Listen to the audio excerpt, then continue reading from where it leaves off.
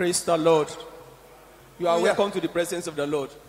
As we worship this morning, the Lord will bless us in Jesus' name. Amen. As we read our responsive reading, selection 34, I will read the light print and the congregation will read dark print. Selection 34, the gospel. I declare unto you this gospel which I preach unto you, which also ye have received, and wherein ye stand, by which also ye are saved, if ye keep in memory what I preached unto you, unless ye have believed in vain. For I deliver unto you first of all that which I also received, how that Christ died for our sins, according to the scriptures, and that he was buried, and that he arose again the third day, according to the scriptures. For God so loved the world, that he gave his only begotten Son, that whosoever believeth in him should not perish, but have everlasting life. Therefore, if any man be in Christ, he is a new creature. All things are passed away. Behold, all things are become new. And all things are of God, who has reconciled us to himself by Jesus Christ, and has given to us the ministry of reconciliation. To wit, that God was in Christ, reconciling the world unto himself, and hath committed us into the word of reconciliation. Now then, we are ambassadors for Christ. Be ye reconciled to God. For I am not ashamed of the gospel of Christ, for it is the power of God unto salvation, to everyone that believeth, to the Jew first, and also to the Greek. For therein is the righteousness of God revealed from faith to faith, as it is written, the just shall live by faith. I pray as we worship in the presence this morning, that Lord will bless us in the mighty name of Jesus. Amen. Shout hallelujah. Hallelujah. Shout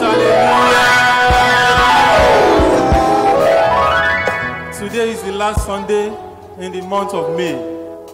I want you to worship God wherever you are. I want you to bless the name of the Lord as we sing and as we dance before him this morning. Hallelujah.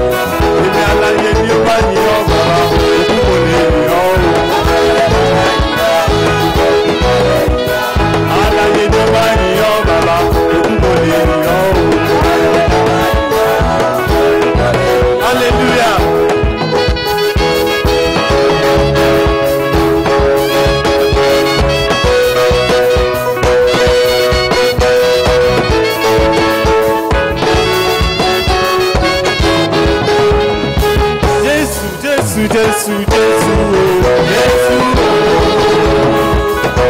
Amen. Jésù, Jésù, Jésù, Jésù. Bàbá o, bàbá o, bàbá ni máa gbàgbé ẹni.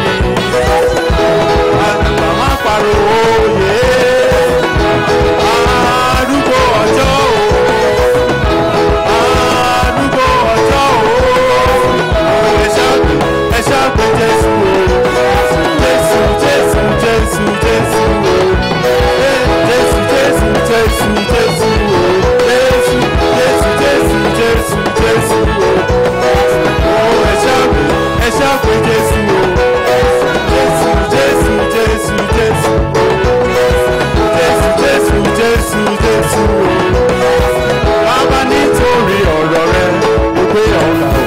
Bàbá nítorí ọ̀rọ̀ rẹ mo gbé ọ̀gá. Hallelujah.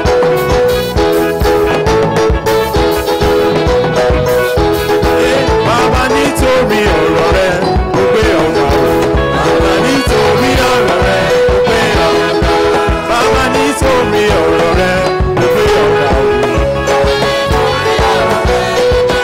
Àlàyé ló máa yìn ọ́, òkú kò lè yìn ọ́ o. Àlàyé ló máa yìn ọ́. Àlàyé ló máa yìn ọ́ bàbá, òkú kò lè yìn ọ́ o. Àlàyé ló máa yìn ọ́, òkú kò lè yìn ọ́. Àlàyé ló máa yìn ọ́, òkú kò lè yìn ọ́. Brethren, I want you to worship God this morning. I want you to wave your hands unto God because He's good, because His mercies endures forever. Lord, we worship your name this morning for your faithfulness, O God, for your loving kindness. You are Yahweh, Alpha and Omega. You are Yahweh, Alpha and Omega. You are Yahweh, you are Yahweh. You are Yahweh.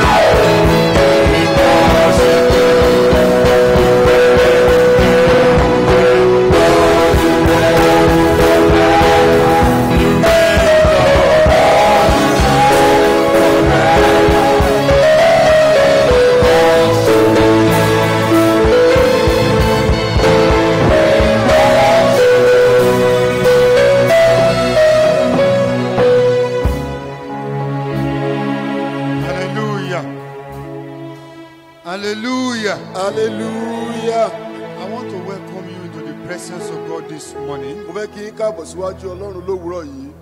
I want to bring it to our consciousness that today is the last day in the month of May. Mo fẹ́ ká ní ìlóye wípé òní ni ọjọ́ ìsìn tó kẹ́yìn oṣù And karùn-ún. it's the last Sunday in the month of May. Òní ọjọ́ ìsinmi tó kẹ́yìn oṣù karùn-ún. And when we look back, you will see that the month of May has been loaded Tí a bá sì gbójú wẹ̀yìn, a ó rí i pé oṣù karùn-ún yìí jẹ́ oṣù tó kún fọ́fọ́ with all kinds of terrible things. fún onírúurú àwọn nǹkan burúkú. The world has not found it easy. Àgbáyé ò tiẹ̀ dojúkọ ní We ẹ̀rọ. receive reports of death by coronavirus. Onírúurú ìròyìn ikú là ń gbọ́ nípa àrùn àjàkálẹ̀ àrùn kòrónà. People who caught the virus and they are quarantined. Àwọn tí wọ́n ní ẹ̀bápàdé pẹ̀lú àrùn yìí tí a sì tì So mọ́lé. many people are still in quarantine. Àwọn kan sì tó wà ní ìfipamọ́ báyìí. But you are not one of them. Ṣùgbọ́n yìí ò sì jẹ́ ọ̀kan lára wọn. I want you to think deeply about it. Mo fẹ́ kẹ́ ẹ ronú dáadáa nípa rẹ̀. None of the members of your family is in isolation now. Kò sí ẹnikẹ́ni nínú àwọn ọmọ ìdílé wa tó wà nínú ìfipamọ́. In fact, those who appear to have contacted the thing, when they did the test, the result came back and said they were negative. Àwọn tó tiẹ̀ dàbí ẹni pé wọ́n ní ìfarakínra pẹ̀lú àwọn tí nǹkan yìí mú nígbà tí wọ́n ṣe àyẹ̀wò wọn, wọ́n rí wípé Ọlọ́run kó wọn yọ. I'm talking about few members of this church. Mo ń sọ nípa àwọn ọmọ ìjọ yìí díẹ̀. Is the Lord good to us at all? Ǹjẹ́ Ọlọ́run dára sí wa bí? So what we are going to do this morning majorly, Ohun tá ó ṣe ní òwúrọ̀ yìí ní púpọ̀ jùlọ. we are going to worship God. Ó ní pé a ó jọ́sìn fún Olúwa. We are going to celebrate Him. A ó yin Ọlọ́run. How much could we have paid Èló là bá san fún Olúwa for all that He has done fún for us? àwọn nǹkan tó ti ṣe fún wa. In the book of Hebrews chapter 13 verse 15, Hebrews 13 verse 15. Nínú ìwé Hébérù orí Give kẹtàlá me ẹsẹ̀ kẹẹ̀dógún. NIV, Hebrews 13, 15. Ìwé Hébérù orí ìkẹtàlá ẹsẹ̀ ìkẹẹ̀dógún. Hebrews 13:15 said, through Jesus, therefore, let us continually offer to God what? A sacrifice of praise. He said, the fruits of lips that confess His name. We've been talking about enduring fruit in the month of May. A ti ń sọ nípa èso tó dúró nínú oṣù karùn-ún. We are going to make God to enjoy the fruits of our lips this A ó morning. jẹ́ kí Ọlọ́run kó jẹ gbádùn èso ètè wa lówùúrọ̀ yìí. There is one thing that we can do on earth here that the heaven can never ignore. Ohun kan ṣoṣo tá a lè ṣe nínú ayé ń bí tí ọ̀run ò sì ní kọ tí ọ̀gbẹ́ni sí. One of the things we can do here on earth that will make the heaven to rejoice Ọ̀kan lára àwọn nǹkan tá a lè ṣe nínú ayé ń bí tí ó mú kí ọ̀run kó yọ̀. is when we sincerely give praise, honor, and glory unto the Maker Ó of ní our nígbà tá a lives, bá fi òtítọ́ inú yin Ọlọ́run ẹlẹ́dàá wa. the Maker of heaven and earth. Ẹni náà tó ṣe ẹ̀dá ayé àti ọ̀run. Where you are standing, I want you to lift up your hands unto Him and begin to count the blessings God had given to you in the month of May. Níbi tẹ́ ẹ dúró sí yẹn, mo fẹ́ kẹ́ ẹ máa ṣe àwọn ìkíkà àwọn tí Ọlọ́run ti ṣe fún yín oṣù karùn-ún. Mention those things the Lord did for you in the month of Ẹ May. dárúkọ àwọn nǹkan yẹn tí Ọlọ́run ti ṣe fún yín ní oṣù karùn-ún. Yes, people talk about the financial difficulties, but God had continued to provide for your needs. Lótìtọ́ ni àwọn ènìyàn ń sọ̀rọ̀ nípa ìṣòro nípa ètò ìṣúná. Ọlọ́run sì tẹ̀síwájú láti máa pèsè fún I àmì want tí you to consciously lift up your hands unto Him and worship mo Him. fẹ́ kẹ́ ẹ mọ̀ọ́mọ̀ gbé ọwọ́ yín sókè kẹ́ ẹ jọ́sìn fún. Give Him the glory. Ẹ fi ògo fún. Give Him the honor. Ẹ fi ọlá fún. Celebrate Him. Ẹ̀yìn. Celebrate Him. Ẹ̀yìn. God, I thank You for my soul. Olúwa, mo dúpẹ́ fún ọkàn mi. Thank You for my spirit. Mo dúpẹ́ fún ẹ̀mí mi. Thank You for my physical body. Mo dúpẹ́ fún àgọ́ ara mi. Thank You for my family. Mo dúpẹ́ fún àwọn ìdílé mi. Thank You for my going out and my coming Mo in. dúpẹ́ fún ìjáde àti ìwọlé Thank mi. You for fighting my battles for me. Mo dúpẹ́ pé ẹ ń ja ogun mi fún mi. Thank You for shielding me away from the infections, Mo dúpẹ́ pé ẹ pa mí mọ́ kúrò nínú from àrùn the infectious diseases. láti kó àrùn burúkú. It is not only corona pandemic that is killing people. Kì í ṣe àjàkálẹ̀ àrùn kòrónà nìkan ló ń pa àwọn èèyàn. There are several other things that kill people. onírúurú àwọn àmì ìrìn ló ń pa àwọn èèyàn. Thank you for preserving my Ó life. dúpẹ́ nítorí pé ẹ bá ayé mi mọ́. Thank you for preserving my life. Ó dúpẹ́ pé ẹ bá ayé mi I mọ́. give you glory. Mo fi èkó fún yín. I give you adoration. Mo fi ìyè fún yín. I give you praise. Mo fi ọlá fún I yín. give you honor. Mo fi ọlá fún I yín. celebrate you. Mo yìn yín. I worship you. Mo yìn yín. You have done me well.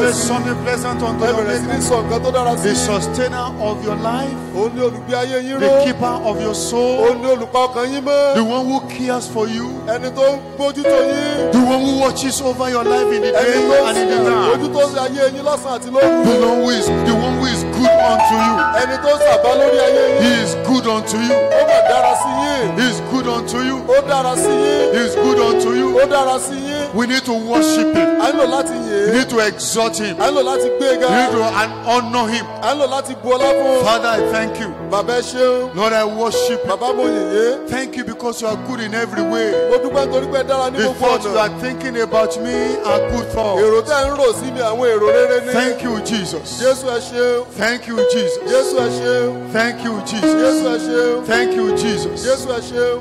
Great is the Lord and greatly to be praised in the city of our God. Do you mean it? The mountain of His holiness, beautiful constellations.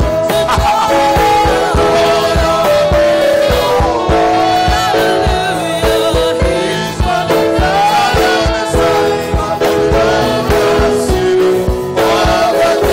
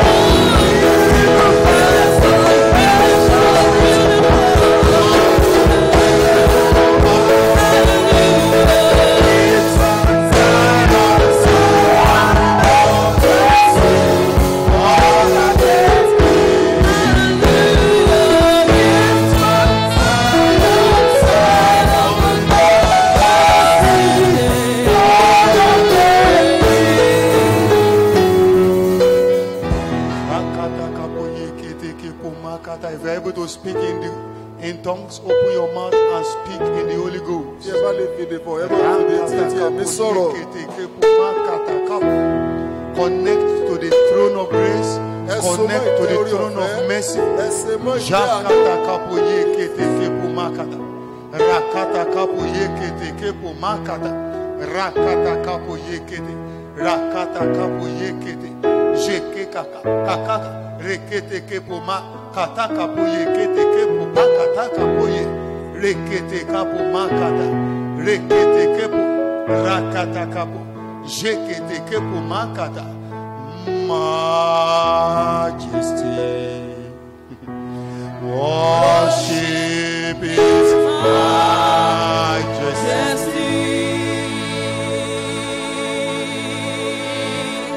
Unto Jesus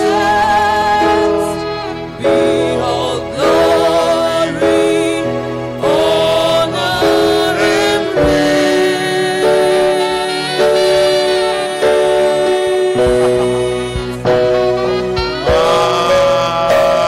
Majesty.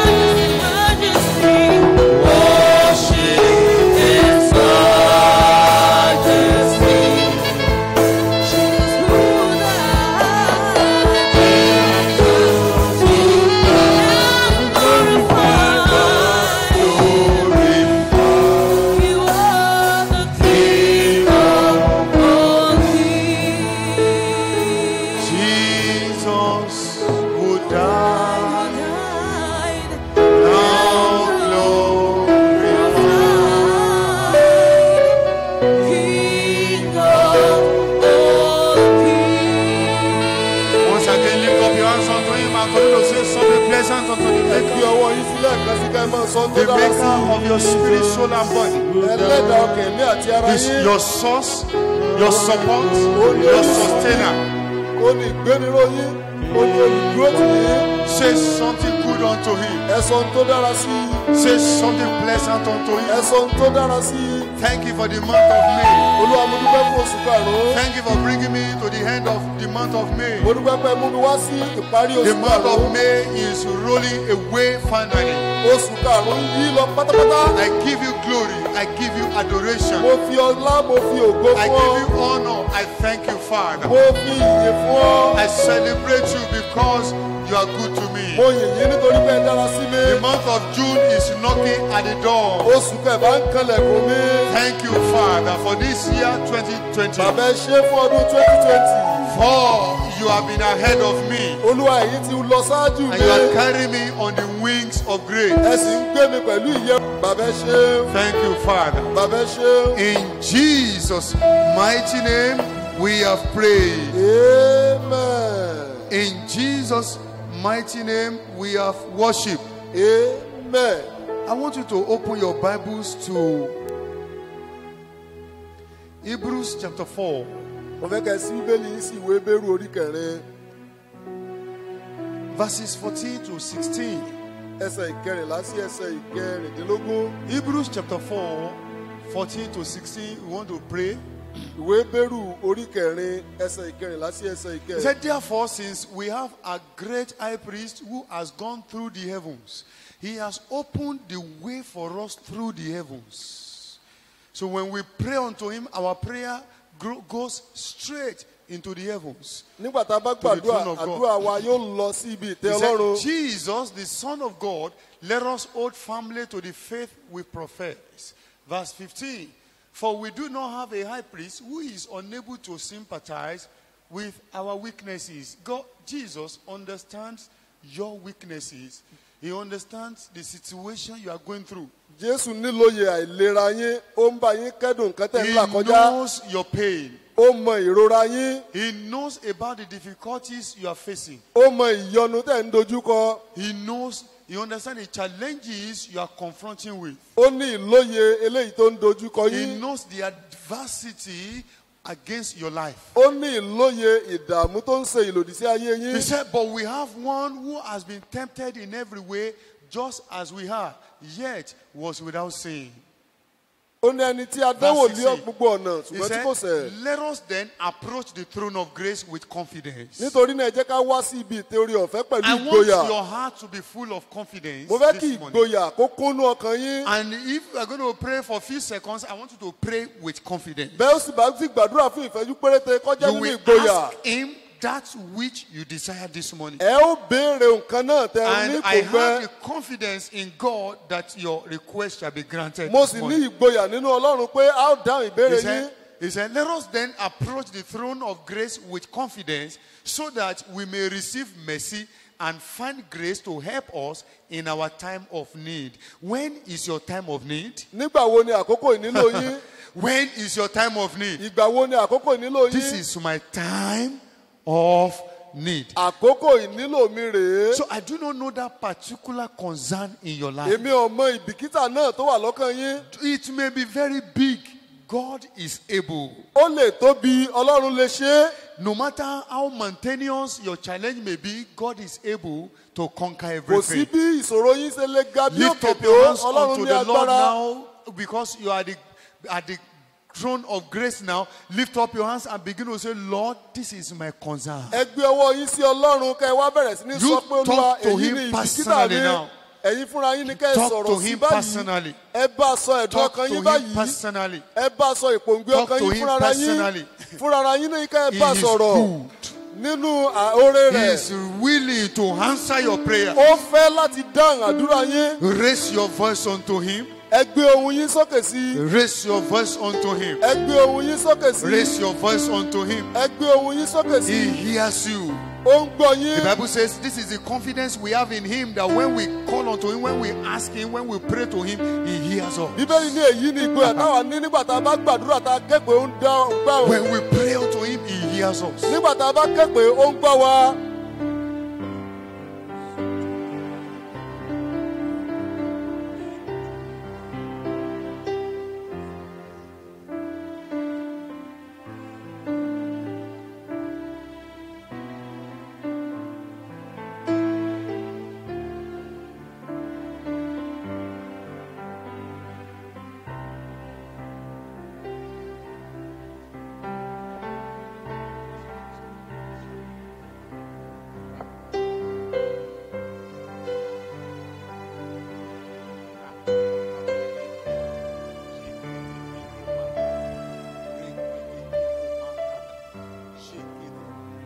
come to the throne of grace, Lord.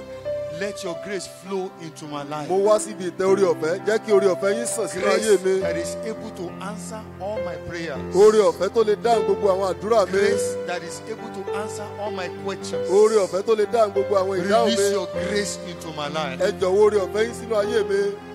Fill my cup, Lord. I lift it up, Lord. Come and quench this thirsting of my soul. Hallelujah. Bread of heaven, fill me till I want no more. Lift up your hands and let the grace of God flow into your life. Ẹ gbé ọwọ́ yín sókè ká jẹ́ kí orí ọ̀fẹ́ kó sàn sínú rẹ̀. Fill my cup, Lord. I lift it up, Lord. Come and quench this thirsting of my soul. Bread of heaven, fill me till I want no more. The bread of heaven, the Lord is releasing the bread of heaven. Ọlọ́run fi The ọwọ́ bread of heaven, the Lord is releasing it. ó jẹ́ ọ̀rọ̀ He's releasing it. He's releasing it. He's releasing it. Ọlọ́run fi ọwọ́ rẹ̀.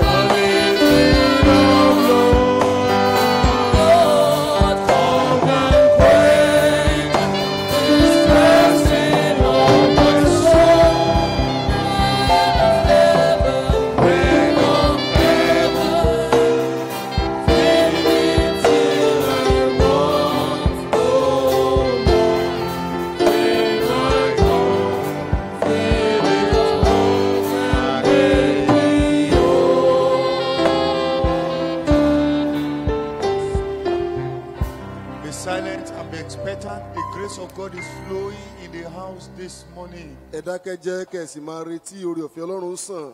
The grace of God is flowing. Orí ọ̀fẹ́ Ọlọ́run ń sàn. The grace of God is flowing. Orí ọ̀fẹ́ Ọlọ́run ń sàn. Open your heart unto the Lord Ẹ Jesus. ṣí ọkàn yín payá sí In Jésù. your heart, open unto Him, let Him come.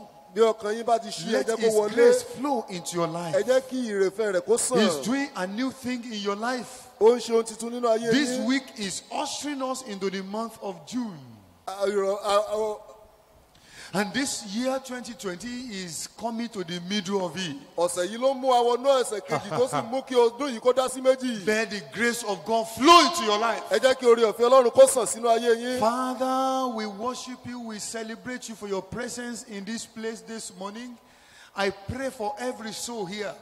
Let your grace like a mighty river flow into every life this morning to satisfy every longing, to meet every need, to terminate every affliction in the name of Jesus. Amen. Every trouble in your heart that you brought into the presence of God this morning, I declare that trouble is terminated in the name of Jesus. Amen. You anxiety, you fear, you trouble, you afflictions in the heart, I command you, pack your load and go now in the name of Jesus. Amen. Every spirit of affliction, pack your body, pack your load and go now in the name of Jesus. Amen. As you are saying amen, receive your liberty now. Amen. Receive your healing now. Amen. Receive your deliverance Amen. now.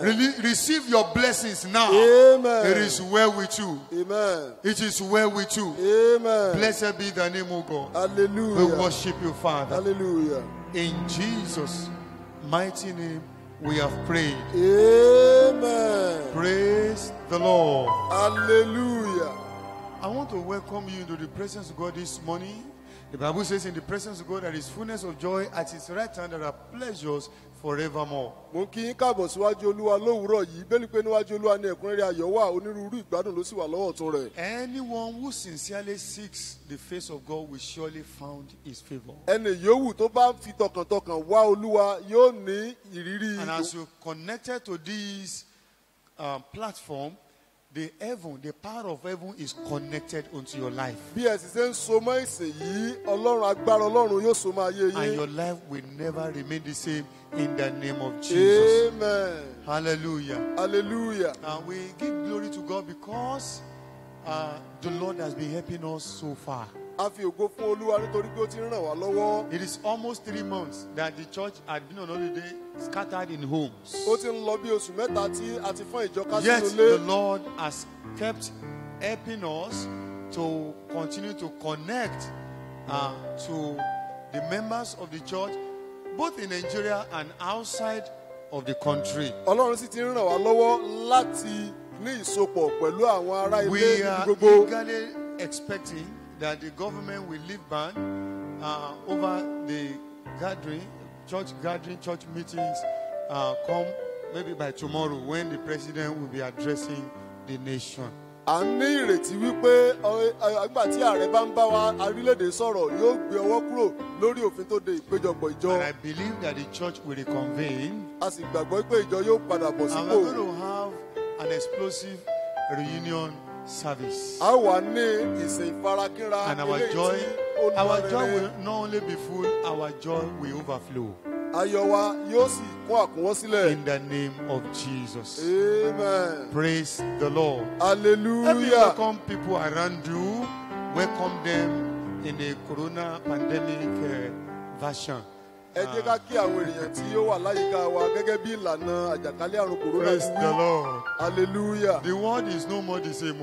ayé ò rí bákan náà mọ́. Post-corona world is is a new world. iṣẹ́ àtúbọ̀tán kòrónà ó But tún jẹ́ despite nǹkan this, mìíràn. we will continue to shine and to fulfill the purpose of God in Jesus' a ó name. tẹ̀síwájú láti máa tàn lórúkọ olúwa. The choir will minister. Thereafter, we are going to go into the Word of God. It's going to be very brief, and it's like an introduction to what the Lord will have for us in the month of June. The messages in the month of June will follow the ones we have been having in the month of May. lẹ́yìn tí àwọn akọrin bá ti lọ tán a ó lọ nínú iṣẹ́ ìránṣẹ́ ní ṣókí eléyìí tí ó ṣe àtẹ̀gùn sí oṣù kejì oṣù kẹfà. After that, I will now roll out the about the church unto us. Some of our people want to get married with koro or no koro. They are going to marry, and I will announce our brethren who are getting married and the date for their weddings. And as many as are trusting God, looking forward to blessings like this, the Lord Almighty will remember you, and we're going to celebrate you as well in Jesus' name. Amen. Praise the Lord. Hallelujah. God bless you.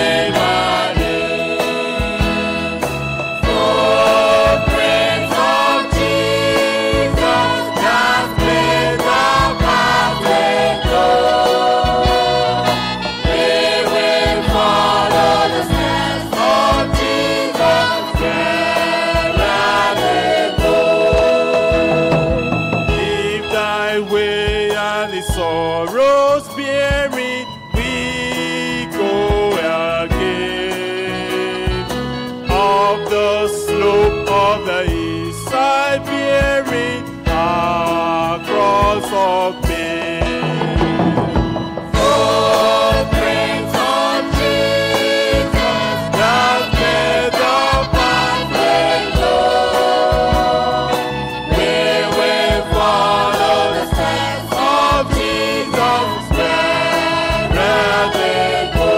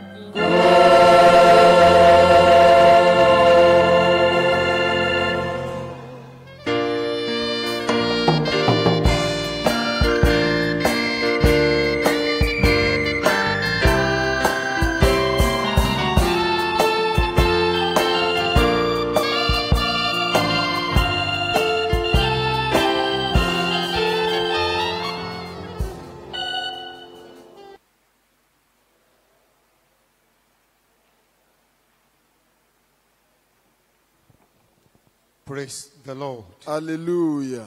I want to welcome you once again into the presence of God this morning. Mo fẹ́ kí yín káàbọ̀ síwájú Olúwa lóẹ̀kan sí lówùúrọ̀ yìí.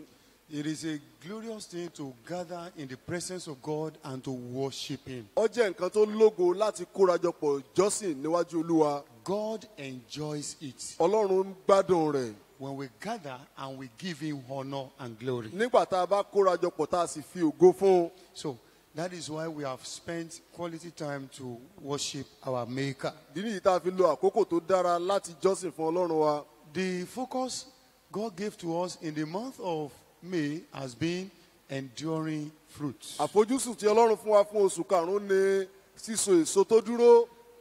Putting in mind the focus God gave to us for the year 2020. Níní ohun tí Ọlọ́run bá a sọ̀rọ̀ ní ìbẹ̀rẹ̀ ọdún yìí ní ọkàn. That this year is a year God expects us to produce abundant fruits. pé ọdún yìí jẹ́ ọdún tí ọlọ́run ń retí lọ́wọ́ wa láti so èso lọ́pọ̀lọpọ̀. And we have seen in all our studies that it is very compulsory for me and for you to bear fruit, not just bearing fruit, but to bear it abundantly. a sì ti rí i nínú àwọn ìkẹ́kọ̀ọ́ wa síwájú látẹ̀yìnwá wípé ọlọ́run jẹ́ kí ó di mímọ̀ pé ó pọn dandan fún wa láti so èso And you will lọ́pọ̀lọpọ̀. remember that on Sundays and in our midweek services, we are focused on this matter very, very deeply. ẹ sì rí i pé láàrin àwọn ọjọ́ ìsìn tó kọjá àti ní àwọn àárín ọ̀sẹ̀ pẹ̀lú adójúkọ àwọn ìgbésẹ̀ yìí. So what I am going to do this morning is I want to try to summarize and tie everything up ohun tí mo fẹ́ ṣe lówùúrọ̀ yìí ni láti so gbogbo ẹ̀ pọ̀ kí n sì sọ ọ́ ní èdè kúkúrú. in preparation for the message we shall be having in the month of June. ní ìpalẹ̀mọ́ fún àwọn iṣẹ́ ìránṣẹ́ ilé ìta ọmọ gbọ́ ní oṣù kẹfà. So shall we look at our passage, John chapter 15, verses 1 to 3. ẹ jẹ́ ká tún ṣe àgbéyẹ̀wò Jòhánù orí kẹẹ̀ẹ́dógún ẹsẹ̀ kínní sí ẹsẹ̀ kẹta.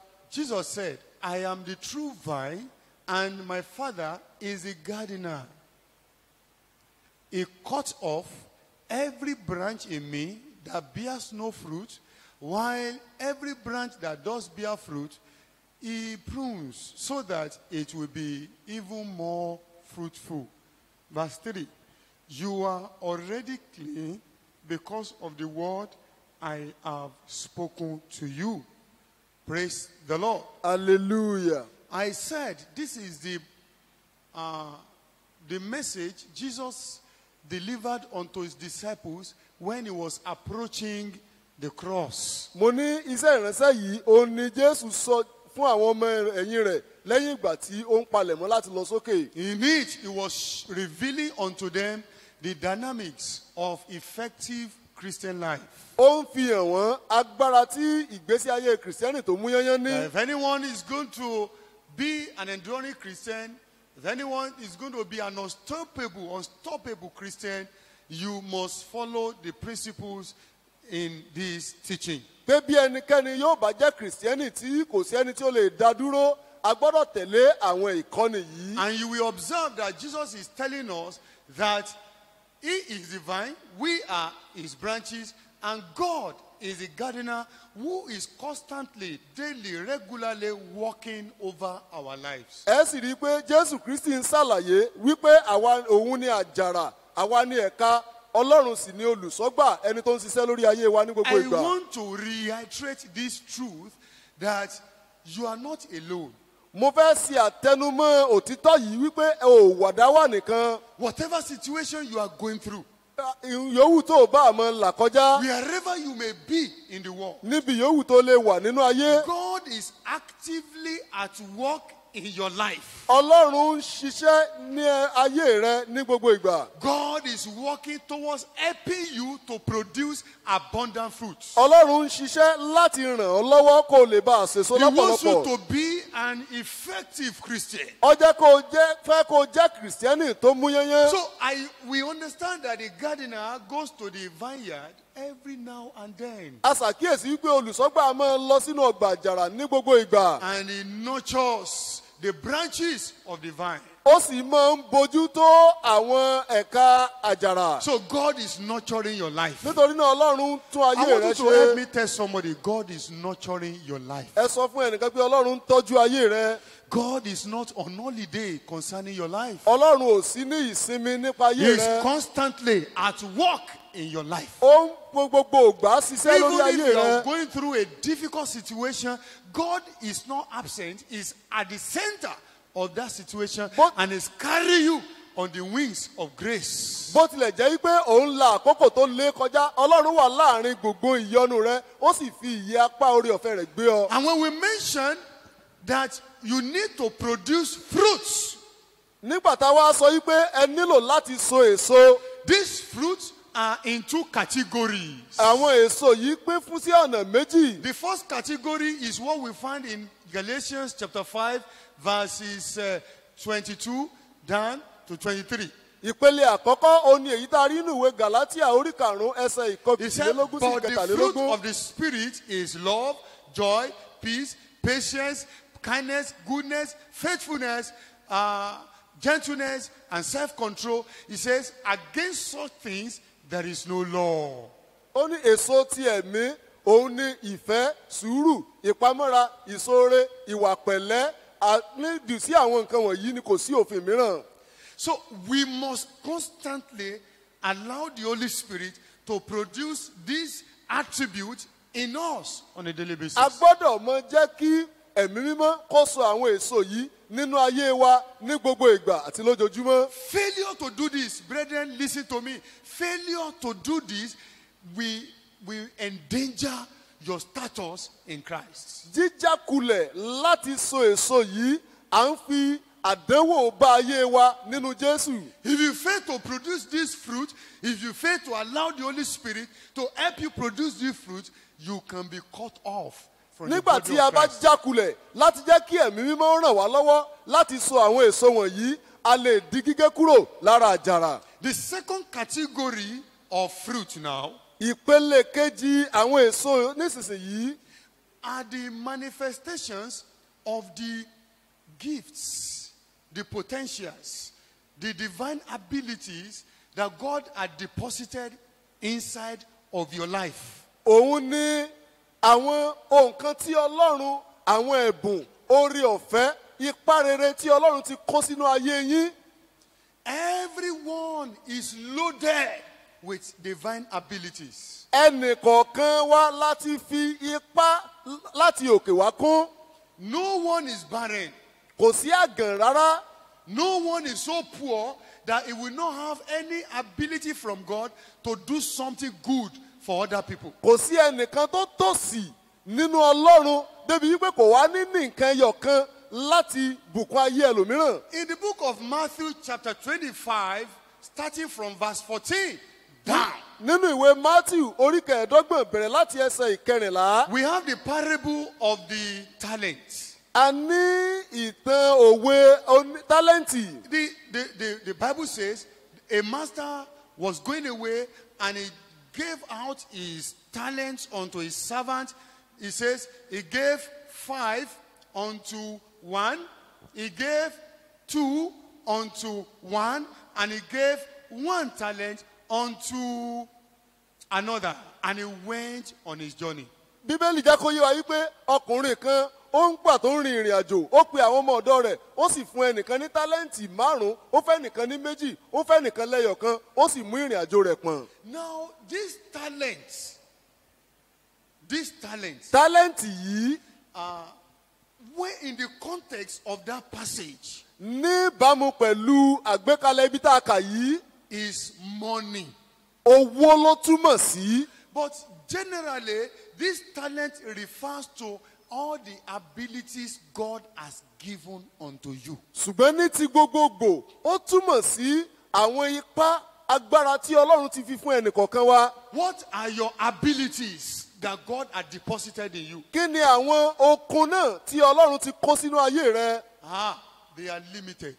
They are unlimited. Wọ́n jẹ́ àwọn nǹkan tá ò lè kà tán. And when we look at it, the servant went and put the talent to work, and they were able to gather more talent, and they were able to actually maximize what was given to them. Nígbà tí àwọn kan lára àwọn ọmọ ọ̀dọ̀ yìí sì lọ láti lọ fi tálẹ́ǹtì yìí ṣiṣẹ́, wọ́n sì sọ ọ́ dọ̀pọ̀. Only one servant who received 1 talent went and didn't really profit with his own 1 talent, and he was condemned at the end of the day. Ẹyọ kan lára àwọn ọmọ ọ̀dọ̀ yìí sì wá lọ láti má jẹ́ kí tálẹ́ǹtì ta fún un kó mú èrè wá, ó sì wá gba ìdálẹ́bi níkẹyìn ọjọ́. God has deposited something inside of you Ọlọ́run ti kó nǹkan pamọ́ sínú ayé rẹ that he wants you to release tó fẹ́ kó o ṣe ìjọ̀lọ́wọ́ in order to bless people around you. kí o lè bá a bùkún àwọn èèyàn tó wà láyìíká rẹ. Now, when we come to church and when we give our life to Jesus, in those days, they usually say, you are saved to serve. Nígbà tí a bá fi ayé wa fún Jésù tí a wá lé ìjọsìn, nígbà ni wọ́n máa ń sọ wípé a gbà ọ́ là kó lè bá a sìn ni. Now, when you join the church, you are supposed to fill a space in the church. nígbà tó o bá darapọ̀ mọ́ ilé ìjọsìn kan o nílò láti jẹ́ pé kó o kún inú àyè kan. You are supposed to be a contributor. ó yẹ kó o jẹ́ ẹni tí ó ń kópa. There should be something you do to enhance the church and to help the church move forward. àwọn nǹkan kan wà tó yẹ kó o ṣe tí yóò mú kí ìjọ kó mú yányán kó sì jẹ́ kí ìjọ kó tẹ̀síwájú. You are not supposed to come to church and sing with people and pray with people and listen to the message and go away like that. kò kàn yẹ kó o kàn wá sí ilé ìjọsìn kó o sì jọ́sìn pẹ̀lú àwọn ènìyàn nípa kíkọrin kó o sì lọ bẹ́ẹ̀. Without contributing something to enhance the life of other people. láì ní ipa kankan tí ìwọ ń kó láti bójútó ayé àwọn ẹlòmíràn. You will observe that some people sing in the church. a ó ṣàkíyèsí pé àwọn kan máa kọrin nínú ilé Some are ìjọsìn. working as ushers. Àwọn kan- Some are Sunday school teachers. àwọn kan jẹ́ olùkọ́ ilé ẹ̀kọ́jọ́ ìsinmi. Some are sanctuary keepers. àwọn kan ń tún ilé olúwa ṣe. Now, what do you want to do in the house of God? kí wá ní nǹkan náà pàtó tí ìwọ fẹ́ ṣe nílé olúwa. When the church reconvenes, you must think about it. You must not live the way you lived before corona pandemic. nígbà tí ìjọba kóra papọ̀ fún ìjọsìn lẹ́ẹ̀kan sí o gbọ́dọ̀ ṣetán láti ṣe You nǹkan kan. must make up your mind to live a new life o gbọ́dọ̀ pinnu ọkàn rẹ láti gbé ìgbésí ayé titun. and begin to actively contribute to the explosion and the enlargement of the kingdom of God here on earth. kí o sì bẹ̀rẹ̀ sí ní kópa fún ìtẹ̀síwájú àti ìmúyányán iṣẹ́ ìjọba ọlọ́run nínú ayé. So you must be fruitful. o gbọ́dọ̀ so èso. There are so many ministry opportunities in the church. onírúurú àǹfààní fún iṣẹ́ ìránṣẹ́ ló wà nínú ìjọ. Oh, we have music ministry. a ní iṣẹ́ ìránṣẹ́ orin. We have children ministry. a ní iṣẹ́ ìránṣẹ́ àwọn ọmọdé. We have teaching ministry. a ní iṣẹ́ ìránṣẹ́ olùkọ́. Oh, we have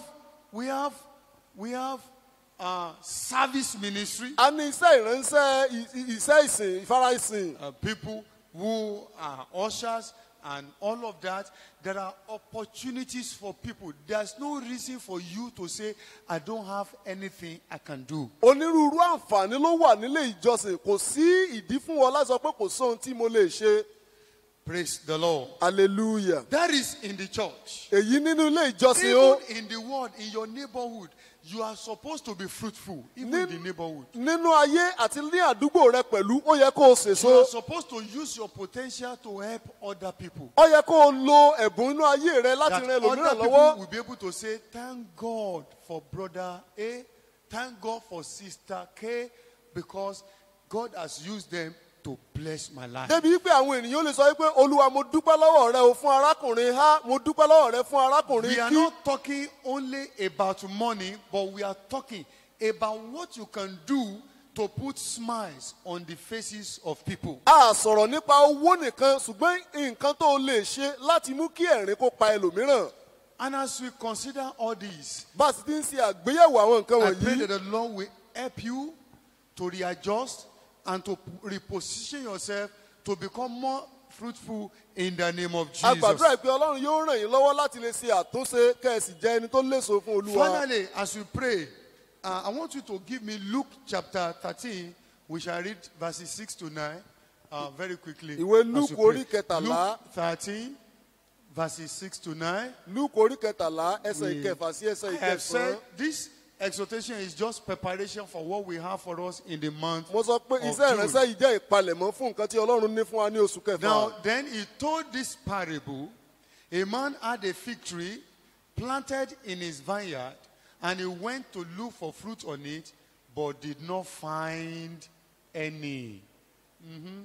So he said to the man who took care of the vineyard, for 3 years now, for how many years now? Church, for how many years now? For 3 years now, I have been coming to look for fruit on this fig tree and haven't found any. What is the judgment? Cut it down! Why should it use up the soil? Sir, the man replied, that is the gardener. Leave it alone for 1 more year. How many years? Just 1 more. 1 more year. And I will dig around it and fertilize it. your life, the reason for you to live is dependent on whether you are fulfilling the purpose. ìdí tẹ́ fi ń gbé ilé ayé ó dá lé lórí bóyá ẹ mú ètí ọlọ́run ṣẹ. If you are not fulfilling the purpose, there is no proof.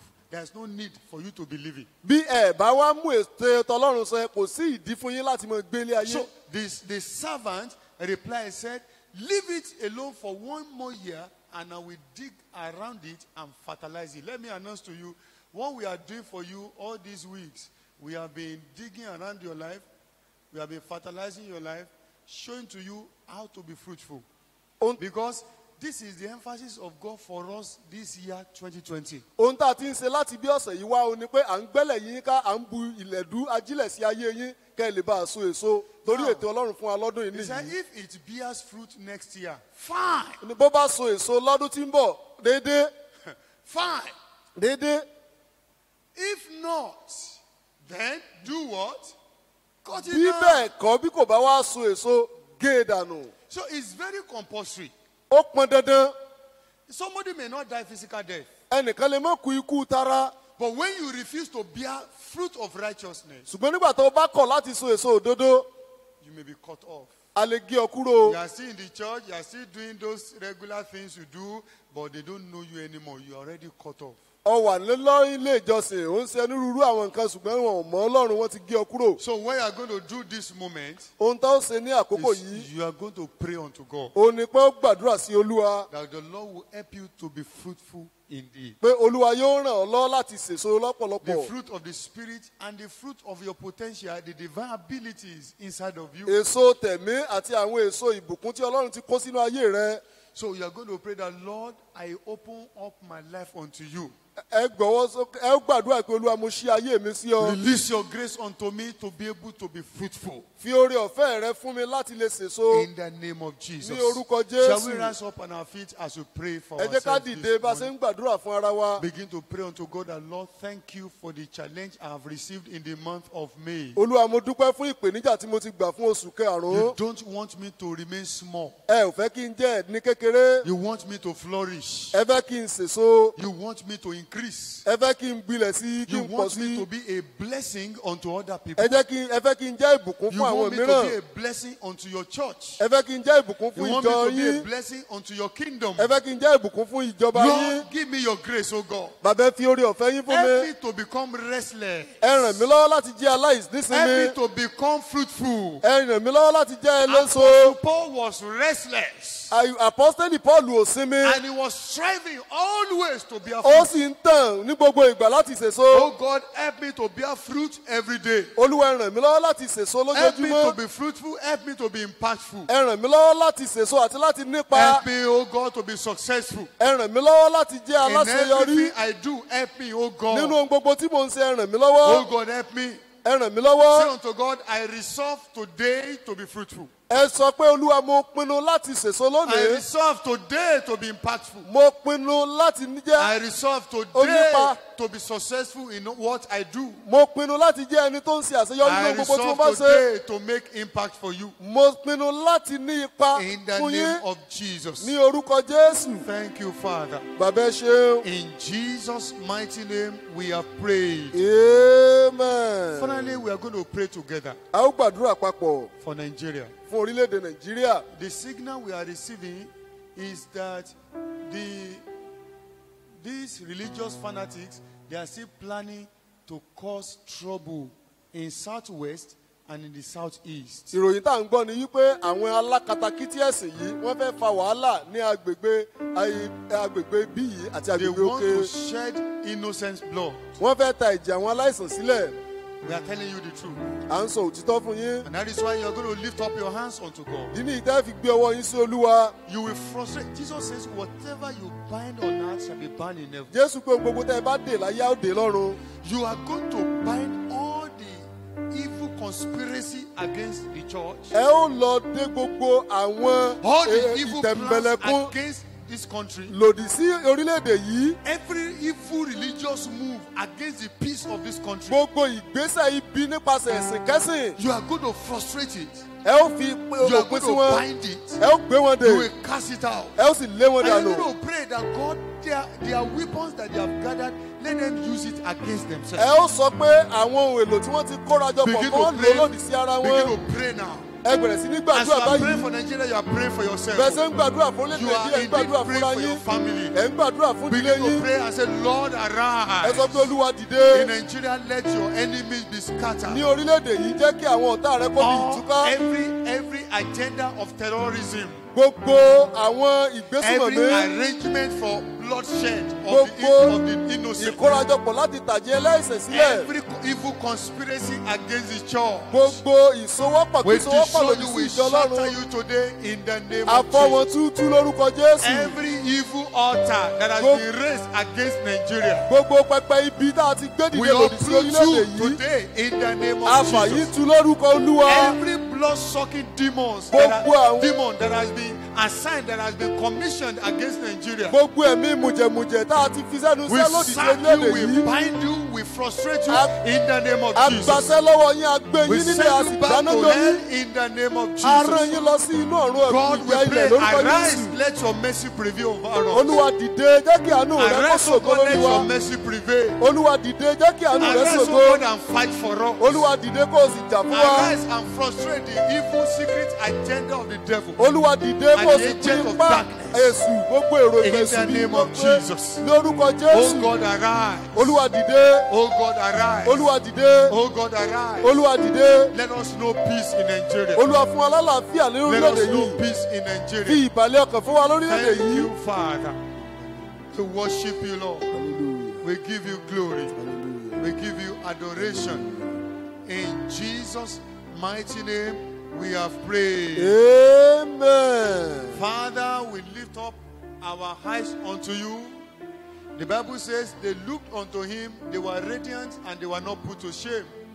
Ancient of days, concerning Nigeria, Lord, in wrath, show us mercy. amen. In wrath, remember mercy. amen.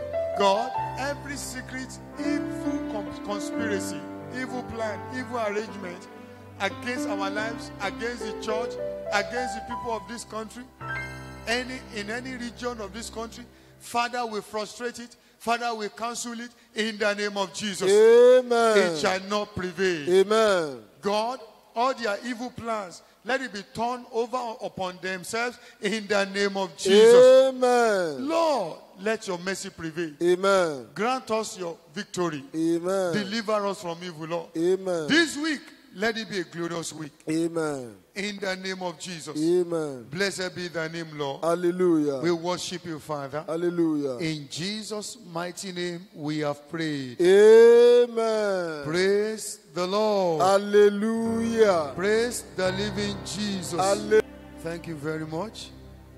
Let us continue to pray in our homes.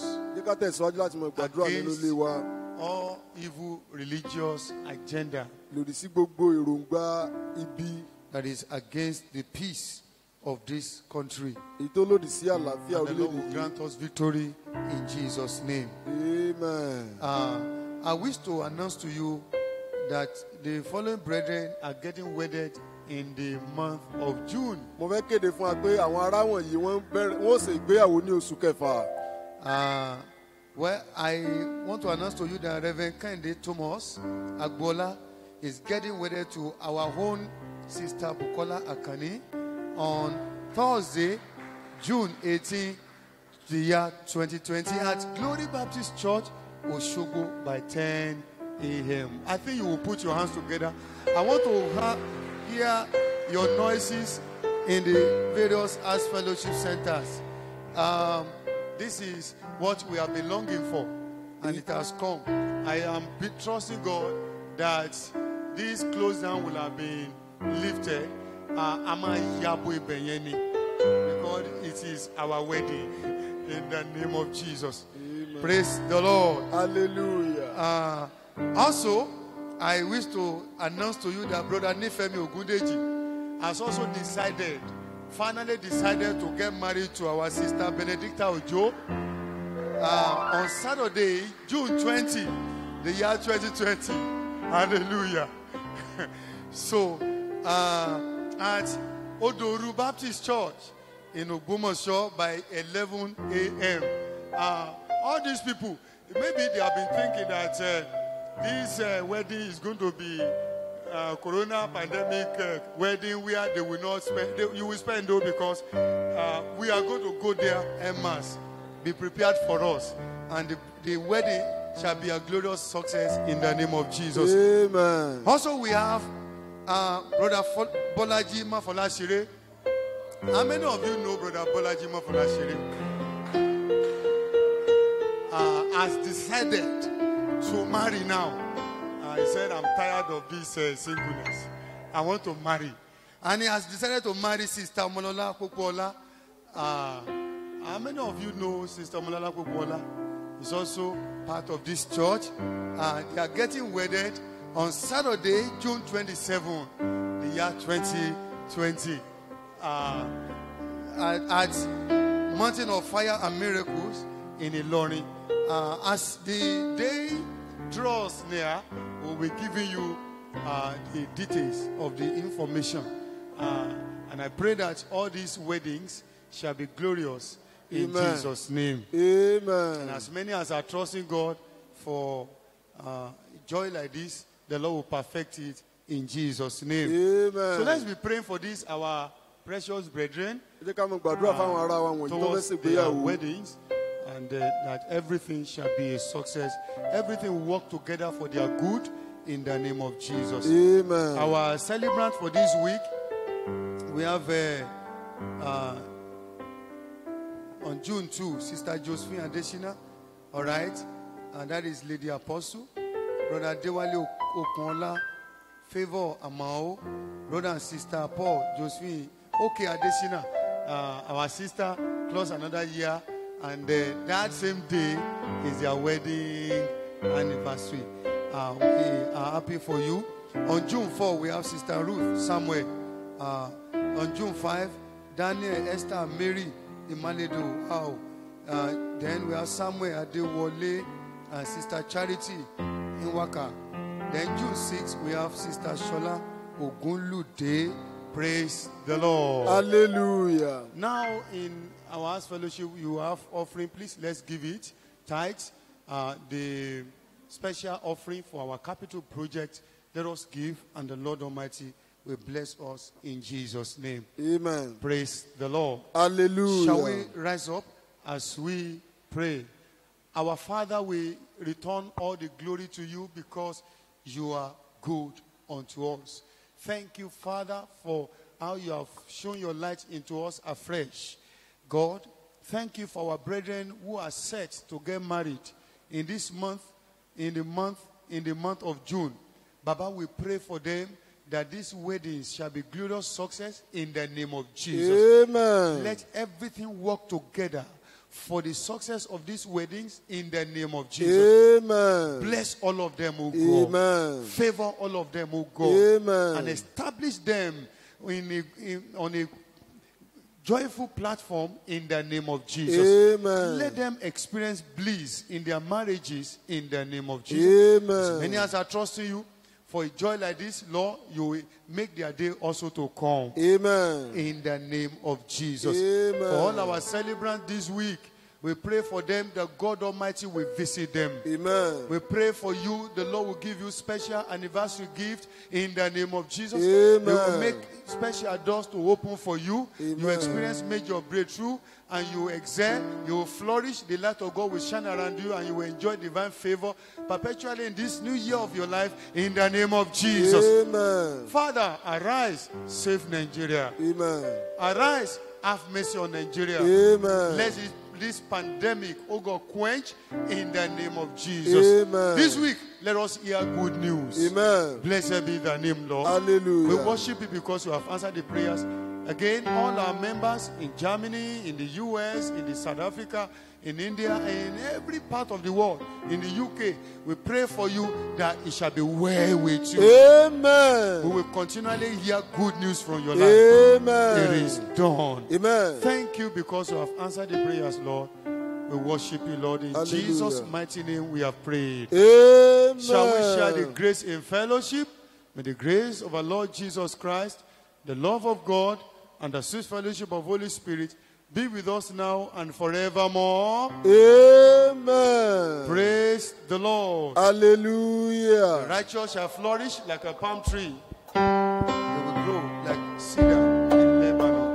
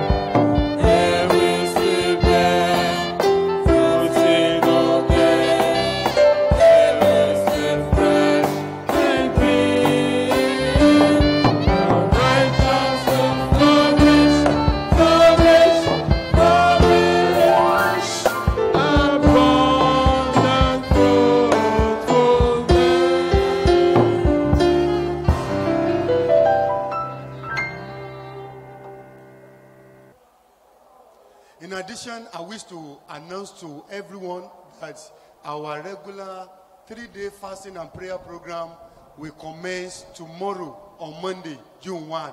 Síwájú sí mo fẹ́ ṣàlàyé fún wa wípé a ní àkókò àwẹ̀ àtàdúrà wa yóò bẹ̀rẹ̀ láti ọjọ́ nínú oṣù kẹfà láti ọjọ́ kìíní to the 3rd of June títí dé 2020 ọjọ́ kẹta oṣù kẹfà ọdún yìí by 5 p.m.